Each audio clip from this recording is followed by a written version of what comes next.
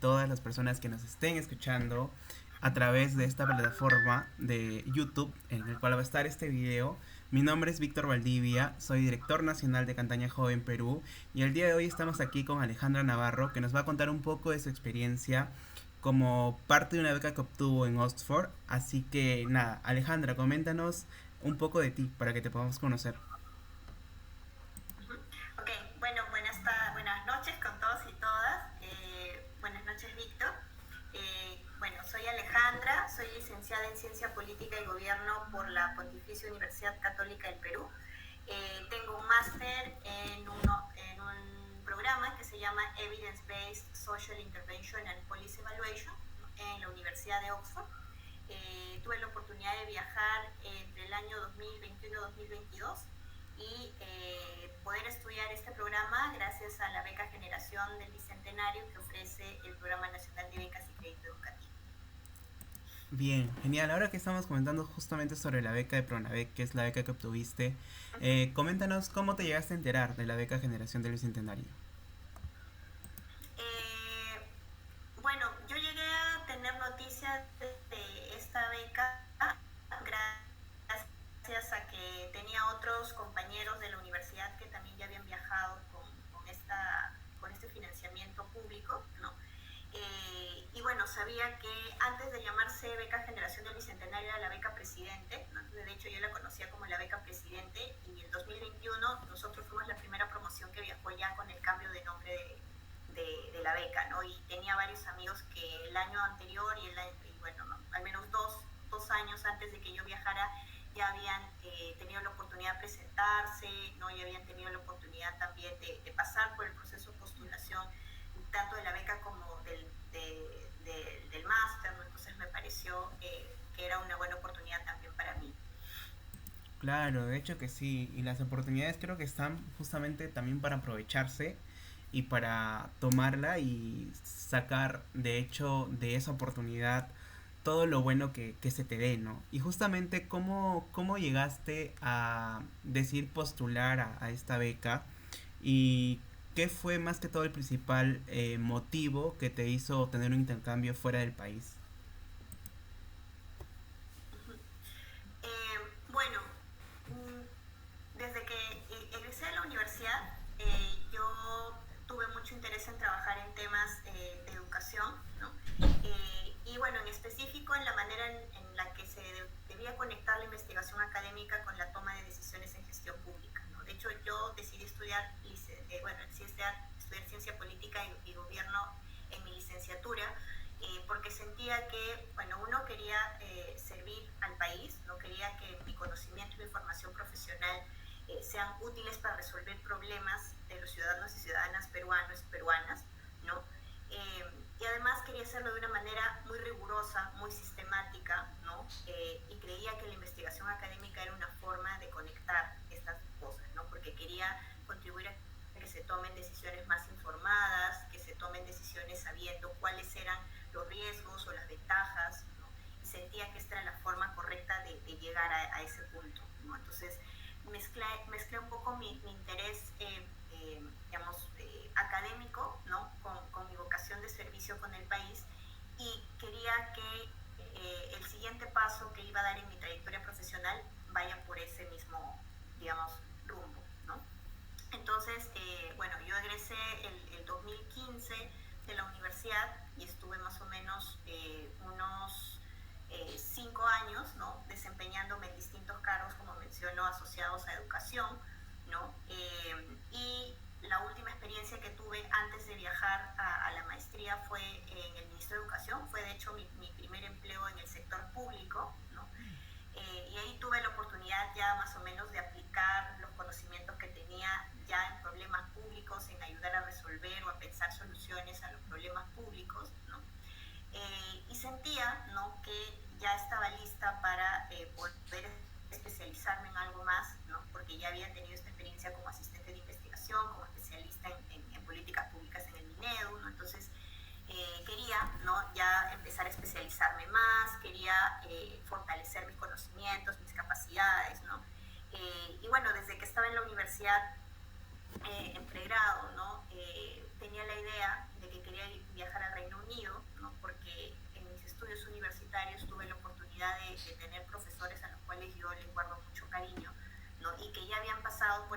experiencias de estudio en Reino Unido, ¿no?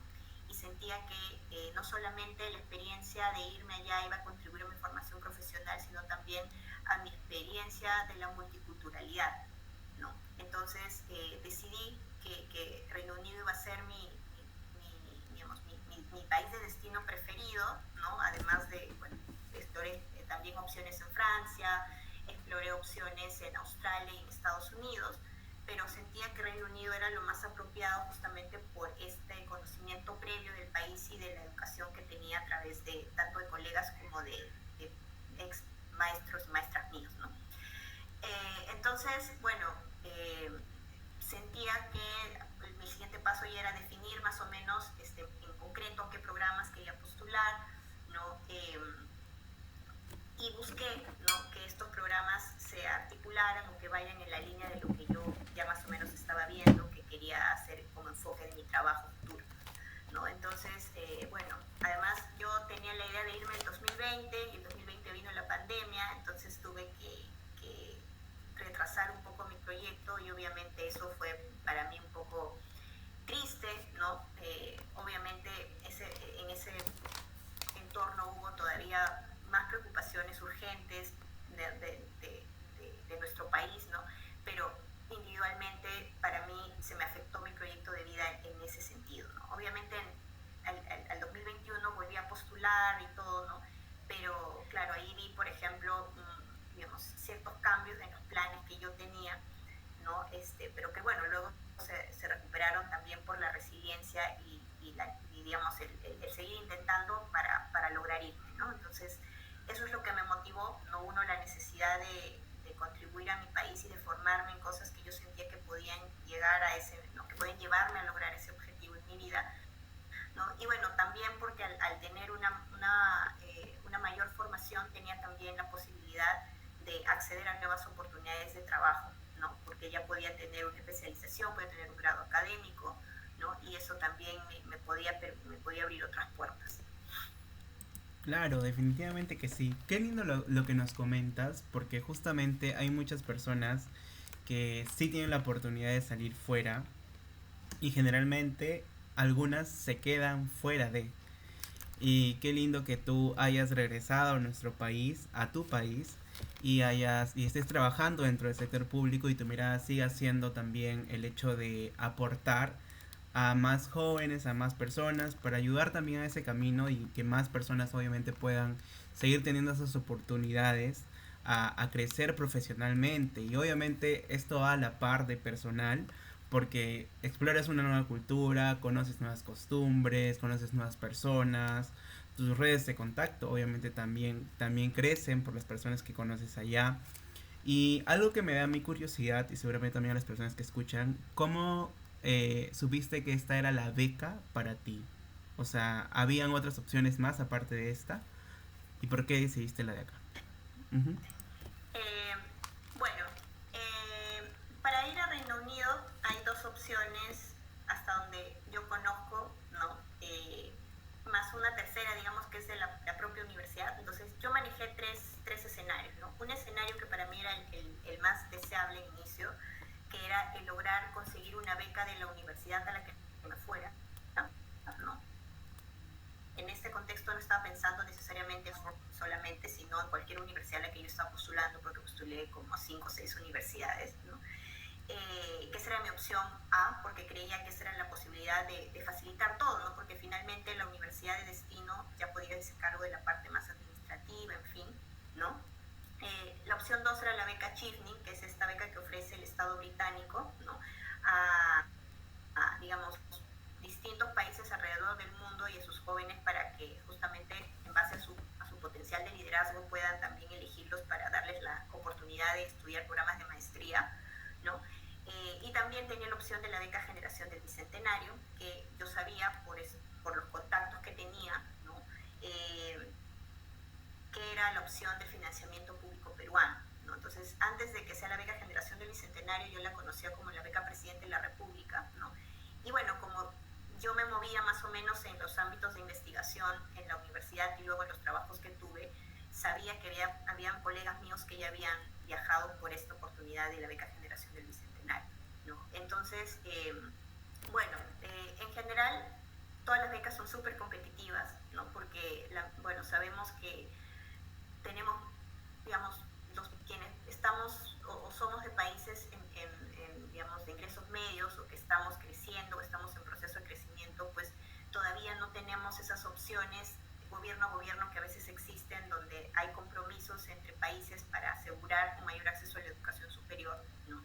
Entonces, nuestras posibilidades se hacen aún más cortas porque no existe tanta oferta de becas disponibles y las que existen son súper competitivas, ¿no? Entonces, la beca Chifnin es súper competitiva, la beca Generación del Bicentenario es súper competitiva y obviamente las becas de la Universidad de Destino también son súper competitivas, ¿no? Entonces, digamos, ahí en realidad creo que la beca Generación del Bicentenario fue mi opción final porque fui constante en mi postulación y fui resiliente a los procesos a los que me presenté y donde de repente no tuve éxito, ¿no? O sea, porque cuando yo, por ejemplo, recibí la oferta de Oxford, también recibí la invitación a postular a una beca que ofrecía la Universidad de Oxford para estudiantes que venían de países seleccionados, incluidos el Perú, ¿no? Entonces yo pasé por todo ese proceso de selección y tuve una entrevista con las personas que representaban esa organización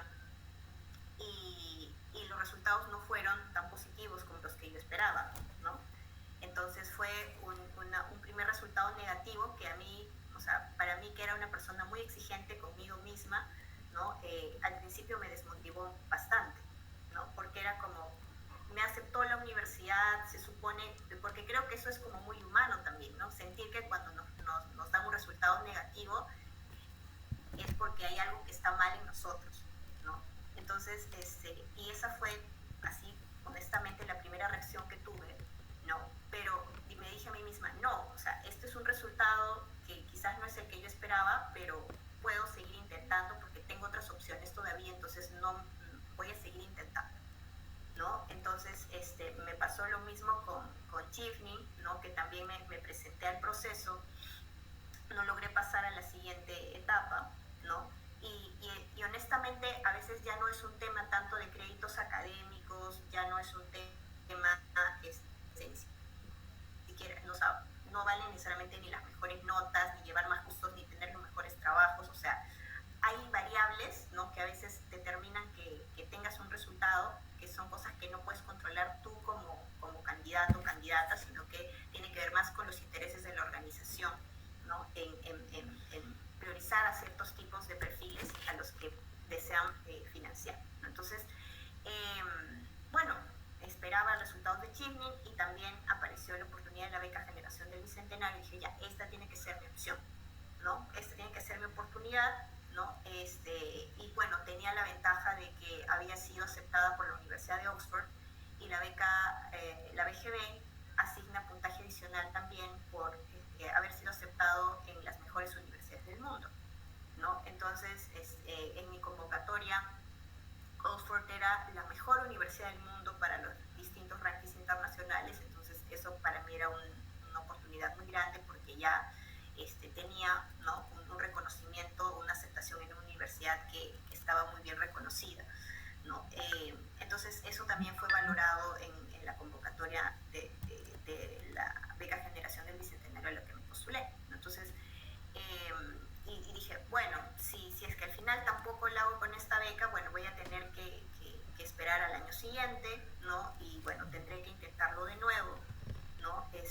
Porque y además es mucho un tema de confianza hacia una misma también, ¿no? Porque es normal sentir desmotivación, es normal ¿por qué? Porque somos muchos los que nos queremos ir, ¿no? Y lamentablemente no se puede darles a todos al mismo tiempo esa oportunidad, ¿no? Y entonces, bueno, incluso pensé en financiamiento privado, no sé, pero yo sabía que si algo no salía, pues tenía que intentarlo de nuevo, ¿no? Y me podía molestar o me podía sentir mal por eso, pero lo iba a tener que intentar otra vez, ¿no? Porque además ya la pandemia me retrasó mi proyecto de vida, entonces dije, bueno, no importa, ¿no?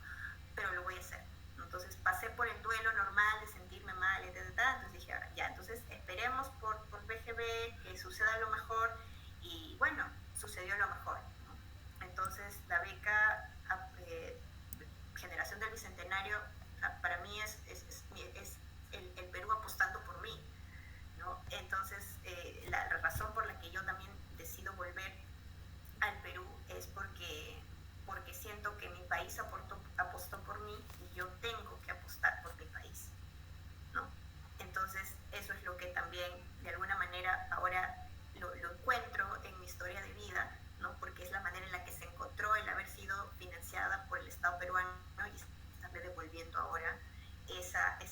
hizo por mí, ¿no? Claro, wow. Acá he hecho un par de anotaciones de todo lo que acabas de mencionar y sí, identificado a 1000%, creo. También he recibido muchos rechazos y creo que todos pasamos ese proceso como de dolor porque te duele algo que te has esforzado quizás mucho en llenar los formatos, en, no sé, quizás hasta hacerte planes, pero duele definitivamente todo tipo de rechazo. Y me quedo con lo que dices que becas hay. Solo que creo que lo que pasa es de que no muchos tienen la oportunidad de conocerlo. Entonces justamente por eso en la organización lanzábamos este proyecto de becas, porque creemos que hay un montón de becas y oportunidades para jóvenes, sea de intercambios, sea becas de congresos, laboratorios, encuentros, pero que no los conocen y que en realidad va a ayudar a enriquecer tanto su vida personal como también su vida profesional por las personas que conocen. Sí, justamente también te cuento que pasé un rechazo muy fuerte y así en confianza te lo cuento. A mí me rechazaron para un intercambio en Bolivia, que estaba postulando también dentro de mi universidad. Y yo decía, no, oye, qué mal, o sea, todo un proceso triste de aceptación, de que no había sido aceptado. Pero tiempo después me vino otra oportunidad de visitar otros lugares y de hecho esas oportunidades de conocer tanto Avillán como París, si es que yo no estaba en Moquegua, que es mi región natal, y hubiera estado allá, no lo hubiera podido tener. Entonces a veces lo comento para que todos sepamos de que a veces se nos cierra una puerta, pero se nos puede abrir otra. Entonces siempre las cosas pasan por algo. No se desmotiven si reciben un rechazo, es parte del proceso. Todos los que hemos postulado y los que ven que han logrado grandes cosas, obviamente han recibido también rechazos, pero creo que lo más importante es el tema de la resiliencia y salir adelante. No ganas nada tumbándote y tirándote a la cama, llorar o arrepentirte. Es salir adelante y luchar por tus sueños, porque nadie más que tú va a luchar por ellos. Eres tú el tejedor de tu vida. Y qué lindo lo que mencionas también de apostar por nuestro país y de que hagas patria en tu país. Es como tú dices, una apuesta y ahora tú estás apostando también por el país. Quisiera también preguntarte y conocer un poco más de cómo fue tu preparación para la postulación. ¿Cómo es que te preparas ya para este proceso de postulación, los requisitos que tuviste que tener para acceder? Bueno, cada universidad tiene su, sus propios requisitos, ¿no? Y mejor paréntesis antes de empezar a contar eso, creo que un asunto fundamental para mí fue el apoyo de mi familia, ¿no? O sea, siento que mi familia estuvo desde el principio conmigo, o sea, desde los rechazos, las buenas noticias, o sea, ha sido, creo que ahí hubo un rol fundamental de soporte emocional, porque todo el proceso es bien intenso, es muy demandante emocionalmente, mentalmente, académicamente, ¿no? Porque, como te digo, pues el proceso es súper competitivo, ¿no? Entonces, y al final creo que la competencia más dura bueno, que tienes en ese proceso es contigo, ¿no? Porque es como que tienes que vencer a esas partes que te dicen no puedes, no sabes, no llegas, te falta, ¿no? Porque, por ejemplo, asumimos, ¿no? Bueno, no sé, al menos en mi caso yo decía, pucha, pero si me presento a esta universidad, seguramente debe haber gente que tiene el GPI perfecto no sé, de Estados Unidos, y entonces yo cómo voy a competir con esa persona, ¿no? Y con todo que yo era una buena estudiante y todo, pero o sea, es normal ese proceso, ¿no? Entonces creo que ahí siempre el como tener a alguien que estuvo siempre fue algo que me ayudó mucho, ¿no? Entonces, bueno, ya para este proceso de postulación, en general las universidades piden requisitos similares, ¿no? Al menos en Reino Unido, que es el caso que voy a comentar ahora, bueno, tiene que ver con el rendimiento académico, no tener un rendimiento por lo menos de tercio superior o equivalente, y si eres, bueno, estás en los primeros puestos hay una mayor valoración, pero en general el tercio superior o una nota que te lleve más o menos por ahí es el requisito, ¿no? Hacer una carta de presentación, ¿no? Que más o menos cuente tu historia de vida, que cuente tus intereses académicos y profesionales, ¿no? Se llama Statement of Purpose, ¿no? El sentido más o menos de propósito, donde tú manifiestas El tema de la acreditación del inglés también, porque hay universidades que piden más un dominio mayor que otro, ¿no? Oxford, por ejemplo, tenía un dominio, solicitaba un dominio más alto que lo que, ¿no? Pedían otras universidades a las que me aceptaron, que son muy buenas, además, dicho sea de paso también, pero digamos, tanto Oxford como Cambridge son usualmente mucho más exigentes con eso, ¿no? 3 cartas de recomendación de personas, bueno, o sea, básicamente académicas, ¿no? Aunque hay universidades que te permiten que sean no académicas también, o sea, que podrían ser tus jefes, ¿no? O o si has participado de repente en alguna iniciativa, o sea, eso también depende de la universidad si lo permiten o no. Oxford sí fue como que todo académico, ¿no? Tiene que ser las cartas académicas, tienes que tener un rendimiento más alto, tienes que tener, si eres primer puesto mejor, en fin, ¿no? Y eso más o menos fue lo estándar, ¿no? Y por ejemplo Oxford también me pidió 2 ejemplos de trabajo académico escrito, ¿no? Un poco porque querían evaluar mi capacidad de escritura académica, ¿no? Y mi capacidad de argumentación, ¿no? Que al final creo que eso termina siendo un poco más determinante incluso que las notas, porque es tu capacidad donde tú estás presentando cómo desarrollas un argumento, cómo lo sostienes, cómo le quitas evidencia, etcétera, ¿no? Entonces, bueno, mi proceso de postulación duró por lo menos, para todas las universidades a las que me presenté, habrán sido unos 4 o 5 meses, ¿no? Que me tomó leer los requisitos, entender los requisitos, ¿no? Revisar la documentación que necesitaba, porque además de hacer una traducción al inglés, algunas te pedían traducción certificada, otras te pedían no certificada, ¿no? Oxford, por ejemplo, pidió que la traducción que me hicieron a las notas la envíe la misma universidad, ¿no? Entonces, por ejemplo, ahí también había que hacer un contacto con la universidad para que la universidad formalmente envíe las notas. Entonces, son cosas que uno tiene que entender mientras las va haciendo, además de rellenar los formatos de postulación, que son todos diferentes entre sí y que a veces no entiendes tan claramente porque, por ejemplo, hay categorías de educación en el sistema Reino Unido que no existen acá, ¿no? Entonces aquí es como que, pero ¿cuál es el equivalente? No entiendo, ¿no? O sea, no existe un reconocimiento formal todavía a ese nivel, entonces, pongo bachillerato o no, ¿no? La licenciatura no existe en su sistema, entonces, o sea, cosas así que tienes que ir revisando, leyendo, preguntando para entender mejor y eso te toma tiempo. O sea, si alguien, no sé, pues no quiere preparar su postulación a las 2 semanas antes de que cierre la inscripción,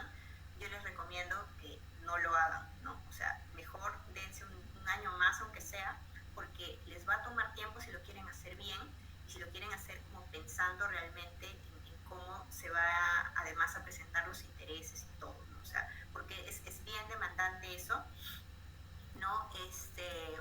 Y por ejemplo, para preparar la carta de motivación y además gestionar que te den las cartas de recomendación tus profesores. Hay profesores que te escriben las cartas, pero hay otros profesores que, o sea, te dicen, ya tú dame las ideas base y yo luego preparo la carta, ¿no?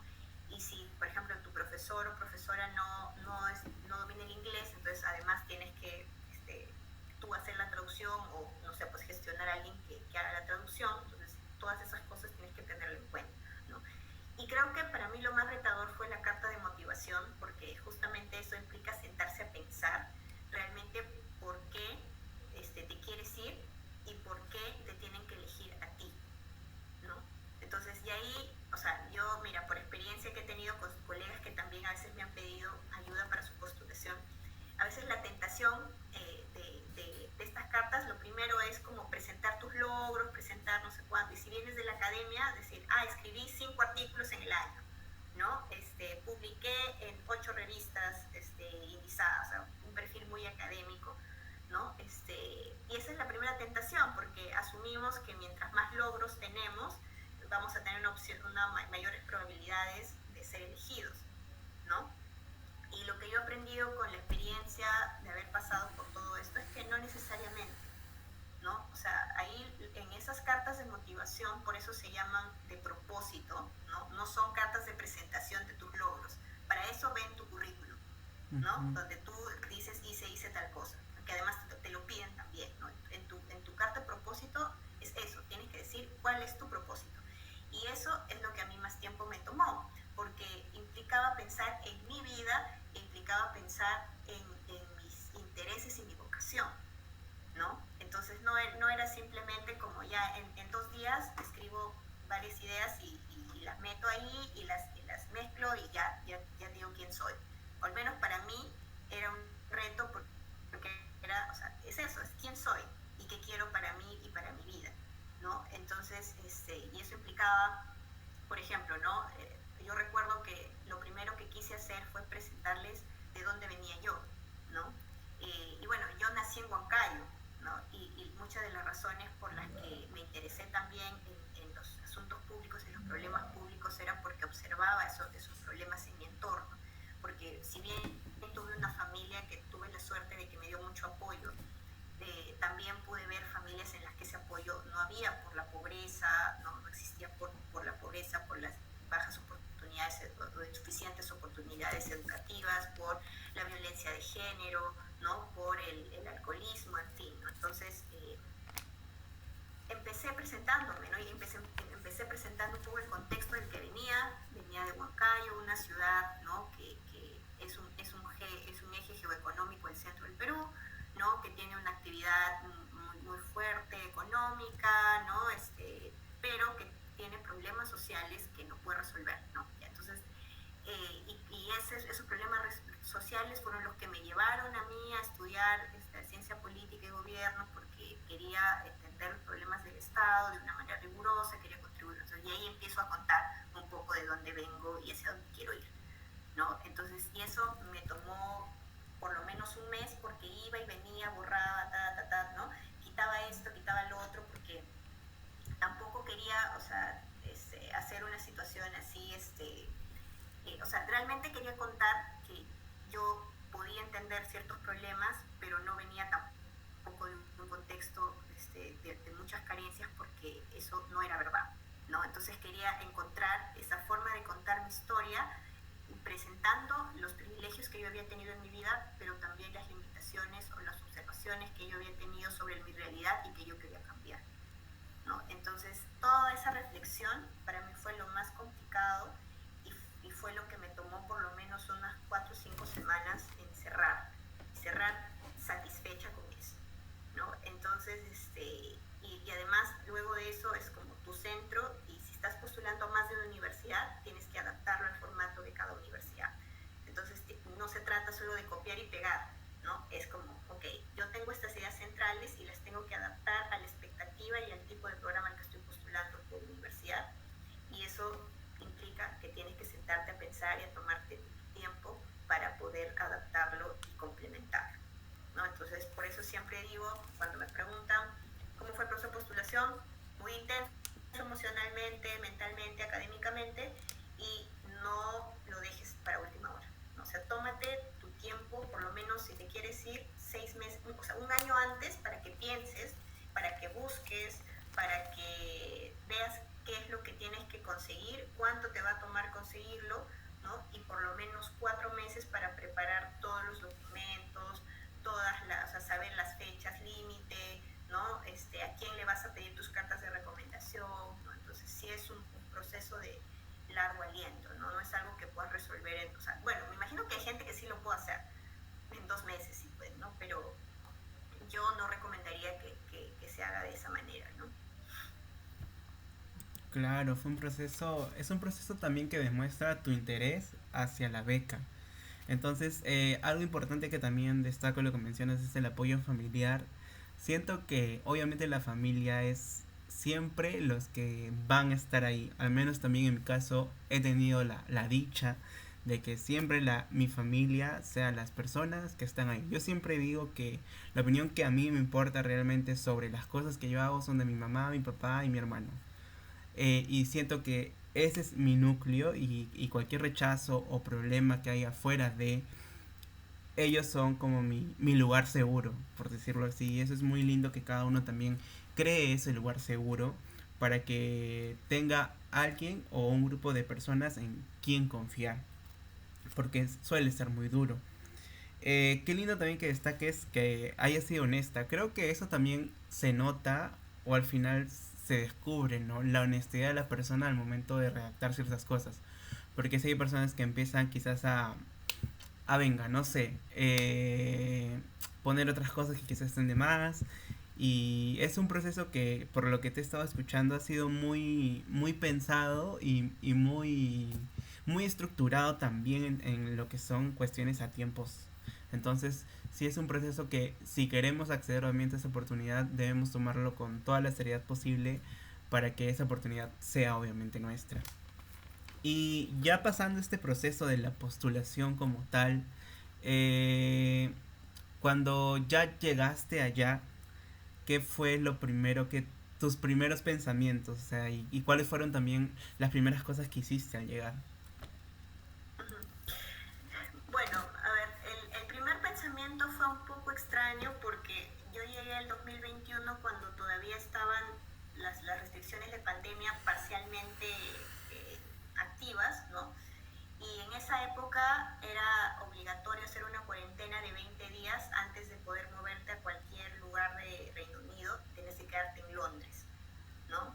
Entonces, claro, yo llegaba y tenía que hacer todo un proceso de inscripción para que me lleven a un hotel donde iba a ser el lockdown, donde iba a estar ahí esos 20 días, creo que sí. Entonces, claro, era como, mi primer pensamiento fue, llegué a Reino Unido, pero todavía no estoy totalmente dentro, ¿no? O sea, porque era como que empiezo aislada, ¿no? Tengo que estar aislada. Y bueno, ¿no? Hicimos todo el proceso, me llevaron al hotel donde iba a quedarme y yo creo que tuve la suerte de que estuve en un buen lugar porque tuve otros compañeros, o sea, incluso otros becarios también de la beca Generación del Bicentenario que se fueron a Reino Unido y que no tuvieron experiencias tan positivas como la mía, ¿no? Pero felizmente yo sí pude estar en un hotel que tenía buena comida, tenía buenos, o sea, todo el hospedaje, el cuarto estaban, o sea, muy bien cuidados, limpios, ¿no? Entonces, bueno, llegué, me senté en la cama y dije, wow, ya llegué aquí, ¿no? O sea, y estoy sola, ¿no? Por primera vez, o sea, estoy realmente sola, ¿no? Porque, bueno, ya yo había estado viviendo en Lima durante muchos años cuando me mudé a Huancayo, pero era la primera vez que estaba, o sea, a kilómetros de mi familia, a kilómetros de mis amigos, ¿no?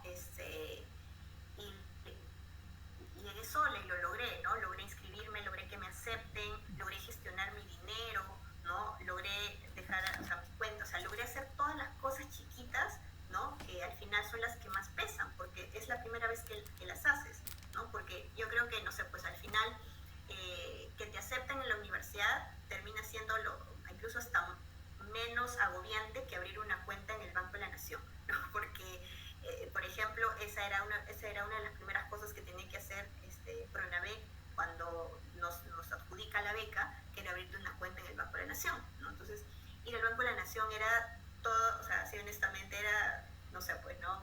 Medio pesadilla, porque además tenías que Ujú. utilizar la cuenta en el extranjero y que el token y que era no sé cuánto, entonces era como, ya, esto al final me da más ansiedad que el proceso de postulación, entonces, y aún así, ¿no? Estaba en Reino Unido en ese momento, ¿no? Tenía que esperar un poco para ir a Oxford, pero bueno, ya estaba ahí y lo había logrado y había vencido todas esas cosas desde el momento en el que me presenté, me aceptaron, me rechazaron en las otras becas, me gané la beca, o sea, era como que tantas emociones al mismo tiempo y todo había pasado y estaba ahí, ¿no? Entonces, bueno, tuve que esperar estas semanas antes de salir de lockdown, ¿no?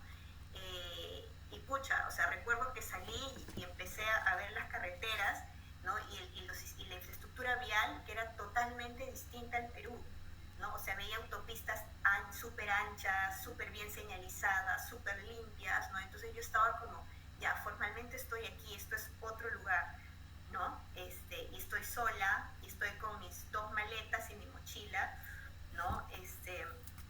Y me las tengo que arreglar yo misma porque no va a venir nadie a ayudarme, ¿no? Entonces, luego nos devolvieron al aeropuerto porque el aeropuerto se tenía que tomar el Oxford Tube, que es un bus que se toma desde el aeropuerto hacia Oxford, ¿no? Que es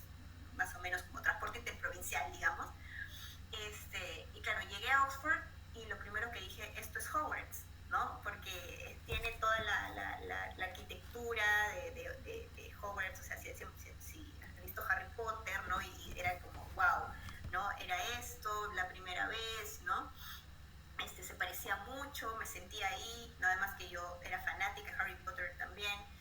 Eh, y bueno, ¿no? Después de eso, bueno, tuve un proceso de inscripción, me tuvieron que dar la llave de mi hospedaje, porque además en el sistema de Oxford tú tienes colleges, ¿no? Que son así como en Harry Potter, que tienes las escuelas, ¿no? En Oxford también tienes colleges y te asignan uno para que durante tu estadía ahí, ¿no?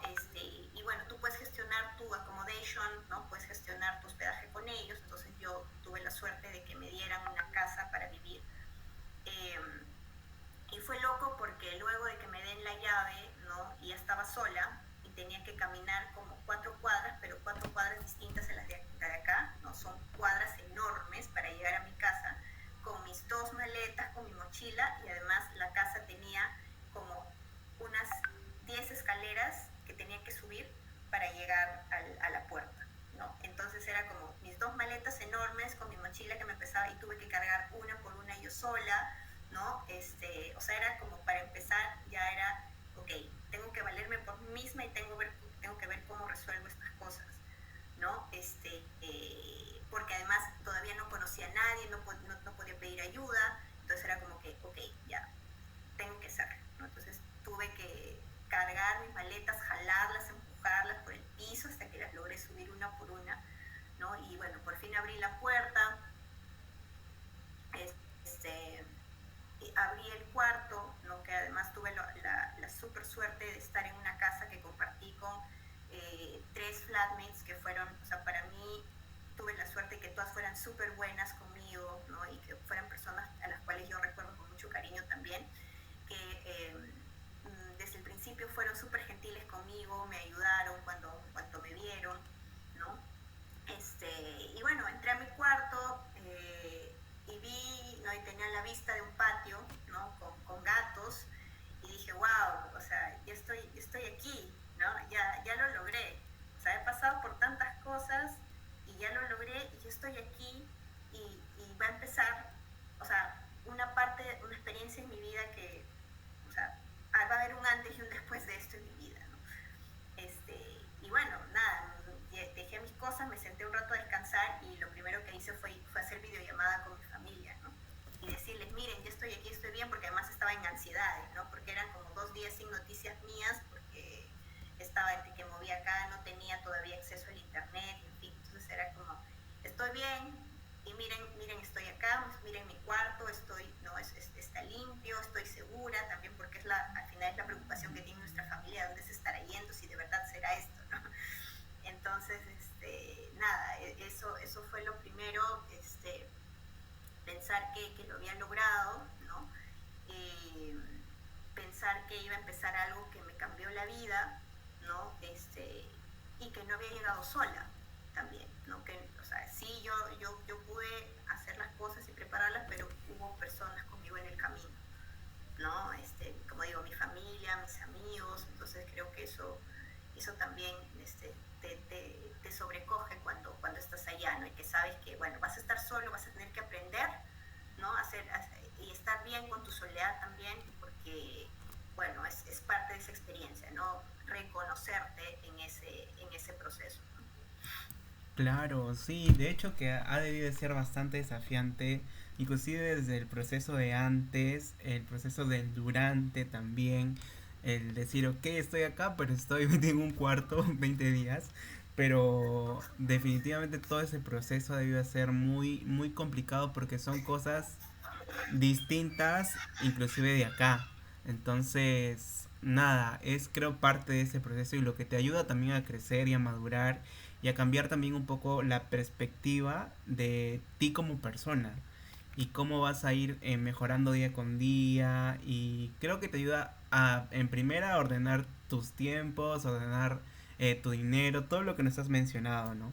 Entonces justamente hablando de esta red de apoyo que es tu familia, estando ahí, tuviste quizás algunos momentos en donde has estado muy, quizás con muchas tareas o muchos pendientes y a veces no alcanza el tiempo como para llamar a la familia o tener una conversación con ellos. Allá, estando allá, ¿quiénes consideras que han sido tu red de apoyo? Bueno,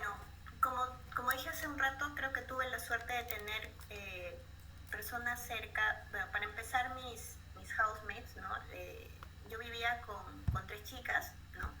Que además estudiamos cosas completamente distintas, ¿no? Una estudiaba el doctorado en ciencias de la computación, otra estudiaba la maestría en cine, ¿no? Y otra en zootecnología o algo así, creo que estudiaba las abejas, no recuerdo. Pero eran cosas así totalmente distintas, ¿no? Entonces yo siento que, bueno, primero ellas, que todas fueron una red bastante de mucho apoyo para mí, ¿no? Porque inclusive una de ellas, que era neozelandesa, mi compañera me leyó mi dissertation, mi tesis, ¿no?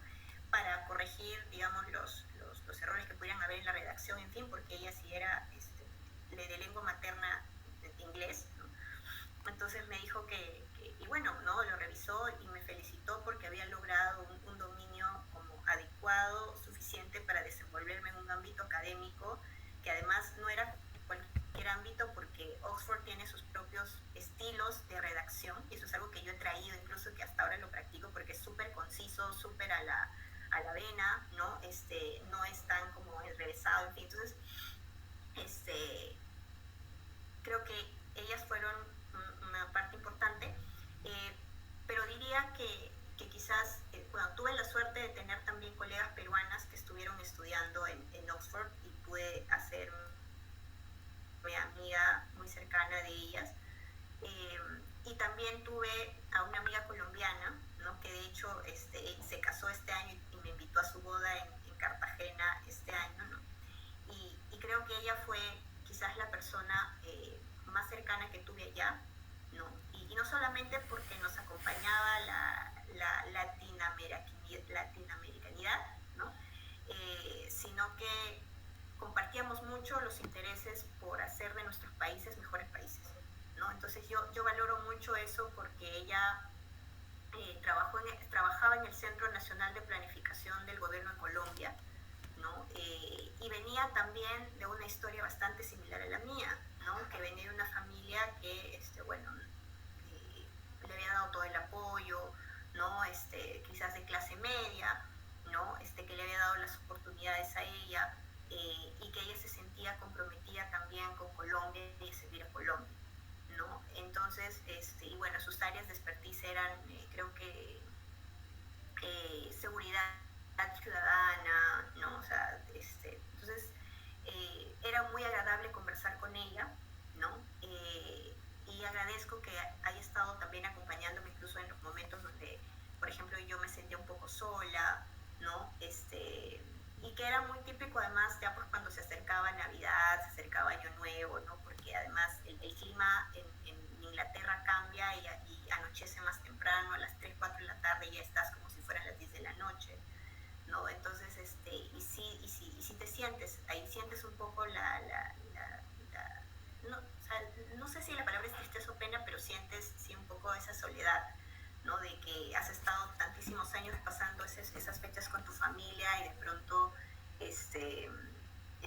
tienes que estar solo, ¿no? Y entonces creo que tanto ella como mis compañeras de casa fueron bastante, ¿no? Cercanas y les agradezco ese apoyo. Incluso ya un poco más abriendo el círculo, diría que mis compañeros del programa también, porque me gustó que en esa interculturalidad, ¿no? y multiculturalidad de mi programa conocía personas que yo no me hubiera imaginado jamás que pudieran, o sea, conocer problemas o conocer realidades del mundo de la manera en la que yo asumía que solo pasaban en el Perú, ¿no? Entonces, no sé, pues hablo de la India, hablo de incluso Nueva Zelanda con los maoríes, entonces sentía que esas personas también me inspiraban a mí a hacer cosas y a estar también bien, ¿no? Porque estábamos ahí por un propósito, ¿no? Entonces, sí, yo creo que esas personas fueron las que, digamos, acompañaron mi experiencia y que hicieron que quizás esos momentos de un poco de aislamiento fueran más llevaderos, ¿no?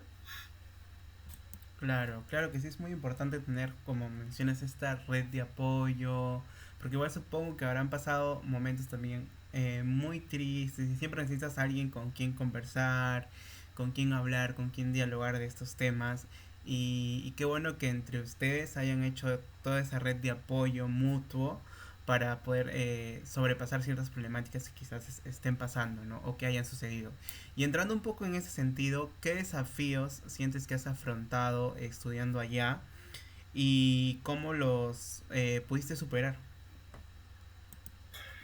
Em, bueno, creo que lo primero fue el tener que desenvolverme en un entorno académico en un idioma que no era el idioma materno, ¿no? Creo que eso es lo primero porque, claro, una cosa es que tú te desenvuelvas con naturalidad en tu entorno en castellano, donde estás con tus colegas, en fin, en temas que conoces, y otra cosa es que esos temas los domines de la misma manera en una lengua distinta, ¿no? Entonces, y claro, a veces era como, pucha, yo quería decir esto y siento que o sea, se me quedó corta en mi vocabulario para poder llegar a la profundidad a la que me gustaría, ¿no? Entonces, eso creo que fue un desafío que, que superé, sí, pero que, o sea, claro, esa punta de una misma empujarse a hacerlo, ¿no? Es como que tienes que hablar, tienes que, o sea, intentar, porque claro, tú ya vas con un certificado que te dice, ah, sí, dominas tanto el inglés, y claro, yo tenía el nivel requerido para Oxford, ¿no? Pero claro, una cosa es el examen y otra cosa es que ya estés en la práctica, además hablando con especialistas de tu campo en un entorno académico, ¿no? Donde también se manejan jergas de tu entorno académico, ¿no? O sea, por ejemplo, yo veía evaluaciones de impacto como parte de mi programa y el Impact Evaluation pues tiene un montón de cosas que son muy de matemática, de ecuaciones, porque es econometría, ¿no? Entonces era como que, ok, tengo que entender esto y desenvolverme en esto, ¿no? Que yo lo podía entender en castellano, pero tenía que hacerlo también en inglés, ¿no? Y tengo que exponerme, e intentarlo y preguntar y, ¿no? O sea, creo que eso fue como para mí bastante importante. Y creo que otra cosa que también fue un reto y que está más asociado ya a la redacción, ¿no? Que eso sí, o sea, a mí se me ha quedado hasta ahora porque me parece una súper buena práctica y es que, por ejemplo, Oxford tiene un estilo de escritura de los ensayos, ¿no? Y en general de escritura de los textos académicos que es muy claro en el orden de la presentación y la concisión de las ideas, ¿no? Y eso a mí me parece brillante porque es una manera de decirte a ti, ve al punto, ¿no? Entonces para mí eso fue un cambio total de mentalidad porque, o sea, aquí estamos a veces acostumbrados a tener una introducción muy larga, a contar muchas cosas, ¿no? Entonces, claro, es normal porque así es nuestro entorno y es nuestra lengua, pero en ese estilo de redacción tú tienes que acostumbrarte a dejarle al lector claridad total de lo que quieres decir, ¿no? Entonces, claro, para mí era como, wow, tengo que limpiar mi redacción, ¿no? Y tengo que cambiar mis paradigmas sobre cómo presento mis ideas, porque aquí se trata de no adornar lo que quieres decir, ¿no? O sea, decir, no sé, bueno, idea principal, ¿no? Ejemplo, idea secundaria, ejemplo, conclusión, por ejemplo, ¿no? Entonces eran así como bien transparentes y esquemáticos en eso. Eh, y yo era como, ok, para lograr un nivel así, o sea, pensar en sencillo es difícil, ¿no? Porque no estamos acostumbrados a eso, al menos en el sistema educativo peruano.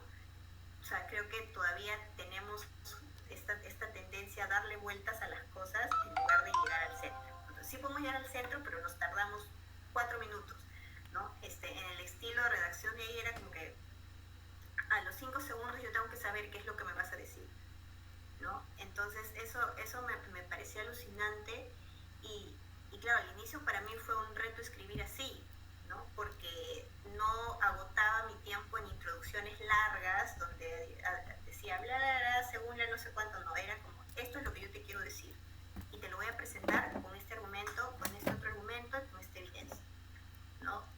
Entonces creo que eso fue no sé, fue un reto bastante enorme que luego ya aprendí a dominar y que ha sido una experiencia ya no solo académica, sino transformadora para mi vida, porque me ha enseñado a pensar con claridad mis ideas, ¿no? O sea, y eso a veces yo también se lo pido al equipo con el que trabajo en Pronavec, ¿no? Aprendamos a pensar en sencillo, aprendamos a expresarnos con claridad para que la otra persona te entienda lo que quieres decir.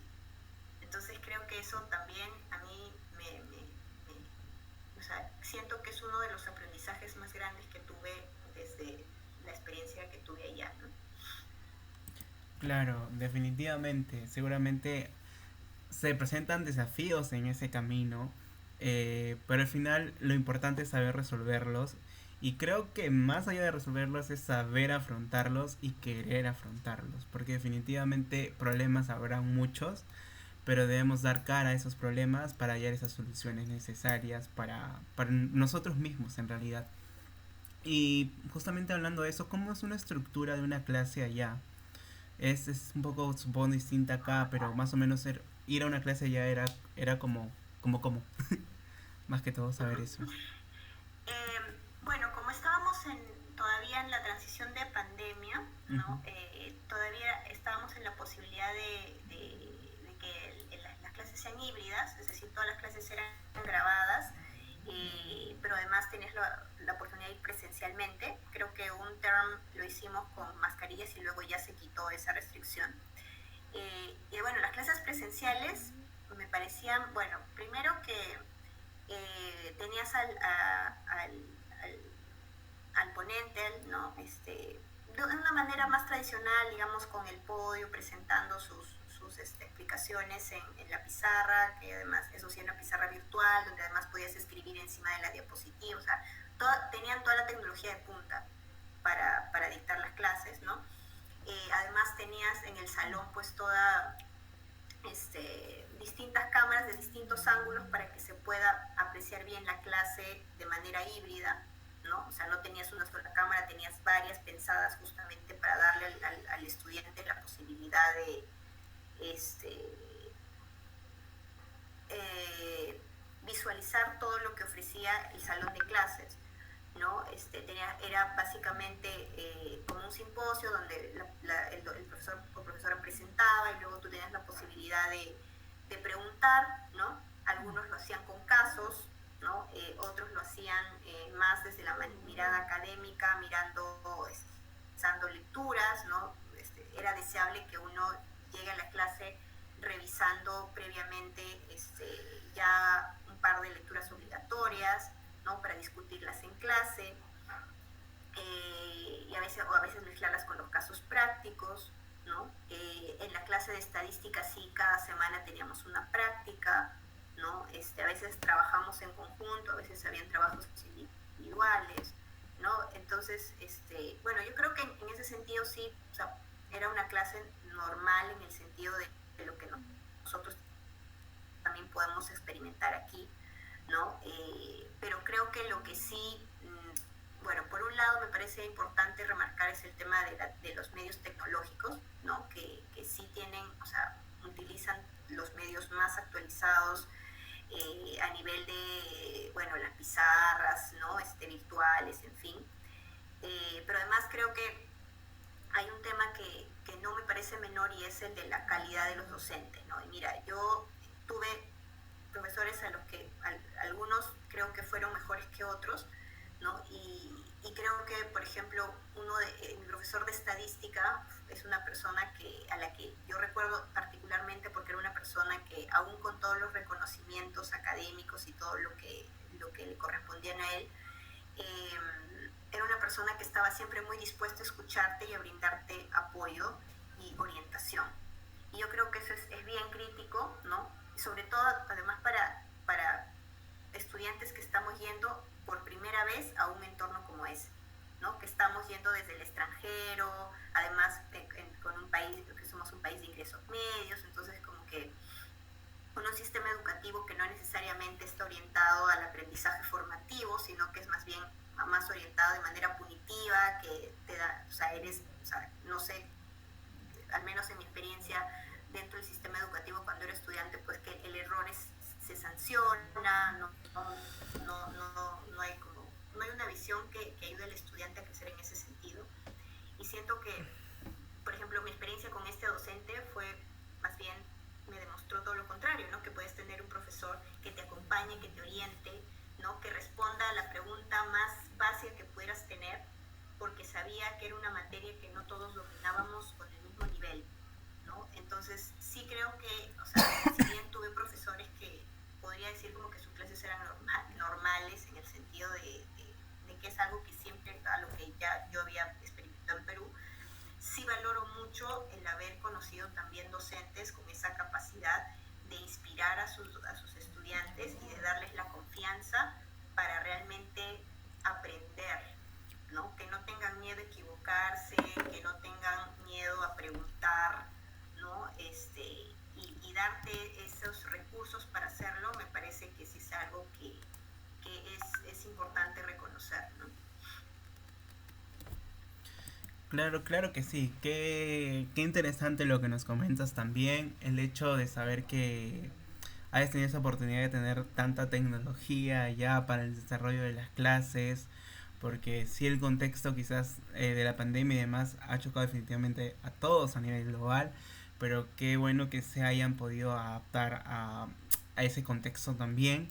Y qué importante también es el docente como un pilar fundamental en el desarrollo de nosotros mismos como profesionales, ¿no? Yo siempre comento, uno, digamos, a esta edad, o sea, como que en el proceso de aprendizaje está para cometer errores, para que cuando ya entre al campo laboral, esos errores ya no estén, porque ya es otro nivel y es preferible que te equivoques estudiando a que te equivoques ejerciendo tu carrera. Definitivamente creo que es muy importante también esa labor del docente, de no solo decir, ya chicos pregunten o consulten, sino también hallar esos métodos, esas estrategias para generar esa confianza y ese vínculo con el estudiante. Entonces, qué lindo que tu experiencia ya haya sido de esa manera, como nos mencionas, y quizás también consultarte, ¿no? Ya fuera de lo académico, qué lugares has podido conocer estando allá? Uh-huh. Eh, bueno, Londres, ¿no? Donde estuve también varias veces porque, bueno, primero que está súper conectado a Oxford y además que, bueno, finalmente es la capital, ¿no? de Inglaterra y en ese sentido están pues también, bueno, tenía varios amigos que estudiaban en universidades allá, ¿no? Ahí pues Oxford Street es súper conocido, ¿no? Buckingham Palace, perdón, St. James Park, ¿no? Que son como que todos estos espacios típicos, ¿no? Borough Market, ¿no? Que son como también sitios turísticos tradicionales, digamos que podemos decirlo así, donde estuve como muchas más veces, ¿no? De hecho, pude ir también al Teatro de Shakespeare, y claro, es otra experiencia del teatro, ¿no? Porque además hay toda una historia detrás. Estuve en Brighton, que es la parte más de la costa, ¿no? Hay una universidad, de hecho, en la Universidad de Sussex, que está en Brighton, y también era la parte más costeña, ¿no?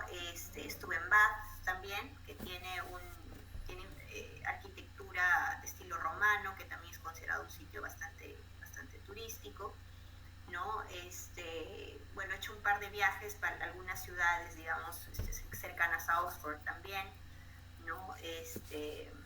Y bueno, yo diría que eso básicamente me quedé con las ganas de ir a Escocia, ¿no? O a Gales también, está un poco más lejos, pero el tiempo me ganó, o sea, un año queda súper corto en realidad si se quiere, además estudiando, ¿no? Porque además, bueno, los recursos también eran insuficientes, ¿no? O sea, yo tenía lo necesario para la beca y tenía una bolsa de viaje también, pero hacer esos viajes más largos sí requerían un poco más de recursos, ¿no? Entonces, yo diría que eso fue básicamente, Londres me parece una ciudad, o sea, muy cosmopolita, con muchas cosas, ¿no? Con una vida vibrante porque es súper multicultural, ¿no?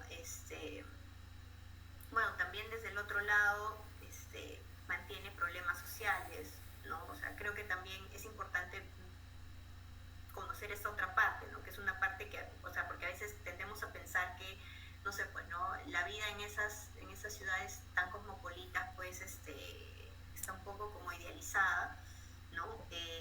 Pero también tiene ese otro lado, ¿no? Donde, pues, o sea, había muchas personas sin hogar, ¿no? Creo que eso también hay que pensar porque significa que hay detrás una historia o una razón que permite entender por qué hay tantas personas sin hogar, en fin. Entonces, puedes ver esas partes, ¿no? Que visitas y que son chéveres y que las viste en algún momento en una película, como Harry Potter, ¿no? Pero ya cuando estás ahí, a veces las empiezas a entender mejor su contexto y qué es lo que realmente representan para los británicos, ¿no? Entonces, diría que eso me quedé con las ganas de hacer el tour de Harry Potter, pero tuve la oportunidad de ir a ver la obra de teatro de Harry Potter, así que con eso me doy por bien servida por ahora, esperando tener la oportunidad de volverlo. Claro, claro que sí. Qué lindo que hayas tenido esa oportunidad, obviamente fuera de lo académico, de visitar quizás también esos lugares, conocer un poco de los lugares también cercanos. Siempre también digo que cuando no visitas un lugar será motivo para volver a ir. Entonces quizás ese sea tu motivo para volver a ir y conocer nuevos lugares. Quizás también volver a reencontrarte con personas que hayas podido conocer allá. Esto seguro que en algún momento lo harás seguramente. Y bueno, qué lindo conocer ese aspecto también, porque a veces uno cree que solo va a estudiar y solo va a eso, pero no, obviamente también vas a conocer nuevos lugares, aprender la cultura también de allá y conocer un poco de todo este aspecto como tal de la ciudad y de las personas también que lo conforman. Eh, Creo que ya estamos llegando a la parte final de esta entrevista. Yo quisiera preguntarte si tuvieras la oportunidad de definir en una sola palabra toda tu experiencia desde el antes, el durante y el después, cómo lo definirías? En una sola palabra es un poco difícil, ¿no? Pero diría que la primera palabra que se me vino a la mente fue retante, ¿no? Y retante no solamente por la parte académica, que, o sea, es lo que a veces solemos pensar que sí, que es retante, porque además has competido pues con personas de todo el mundo por tener un espacio, por tener un spot ahí. Eh, pero creo que es más retante sobre todo porque tienes que vencer ciertos temores individuales, ¿no? O sea, creo que es retante para reconocerte, para aceptarte y para vencer las limitaciones que a veces te autoimpones, ¿no? O sea, yo creo que eso es importante porque, o sea, en estos procesos, o sea, tener confianza en uno mismo es lo más difícil de lograr a veces, pero si lo logras es quizás la ganancia más grande que tienes, ¿no? O sea, yo ahora, mira, lo veo en perspectiva y antes de irme, eh, yo decía, ¿no? A mí me falta saber esto, a mí me falta hacer esto otro, ¿no? No me siento capaz todavía de esto, lo otro, ¿no? Y después de mi vuelta siento que he ganado esa confianza, ¿no? Pero sí es una confianza que me ha dado la experiencia y el conocimiento, pero creo que es una experiencia que, o sea, pero lo que más me ha dado es el hecho de reconocerme misma como una persona capaz de hacer cosas, ¿no? Capaz, suficientemente inteligente, suficientemente, no sé, diligente, responsable para asumir retos en mi vida, ¿no? Más complejos que los que tenía antes de irme, ¿no?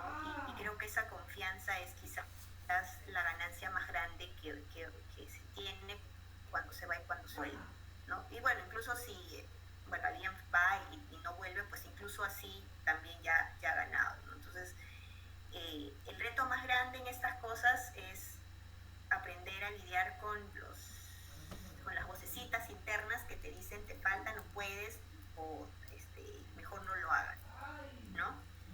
Entonces, yo diría que eso, ¿no? Y que si lo logras, te sientes súper bien. Claro que sí. Sí, como mencionas justamente, a veces el peor enemigo de uno es uno mismo por las limitaciones que uno se pone. Creo que está permitido para todos los seres humanos soñar, pero también trabajar por tus sueños. Eh, Creo que ese es el mensaje que yo quisiera también transmitirles a los que nos escuchan. Lucha por tus sueños, está bien soñar, pero no te quedes solo en el sueño, sino crea las formas y las estrategias correctas para hacer de tu sueño una realidad. Entonces, nada, ha sido un tremendo gusto poder entrevistarte, Alejandra. Siento que nos hemos quedado igual cortos. Me han surgido un montón de preguntas más. Será motivo quizás para invitarte en otra ocasión. Pero nada, me quedo con tu linda experiencia que has vivido. Y de hecho tú también te quedarás con ello. Y estoy seguro que habrás inspirado a más jóvenes a que sigan luchando por sus sueños y a que uno puede obviamente lograrlos y conseguirlos con mucho esfuerzo y perseverancia. Gracias por sumarte a esta iniciativa en realidad que tenemos como organización y estoy seguro que muchos jóvenes te van a oír, van a inspirarse también con tu historia y eso es lo que queremos. Queremos que más jóvenes sigan soñando y sigan luchando por esos sueños. Así que un tremendo gusto, ya nos vemos en otra oportunidad. Listo, mucho gusto en conocerte, Vicky.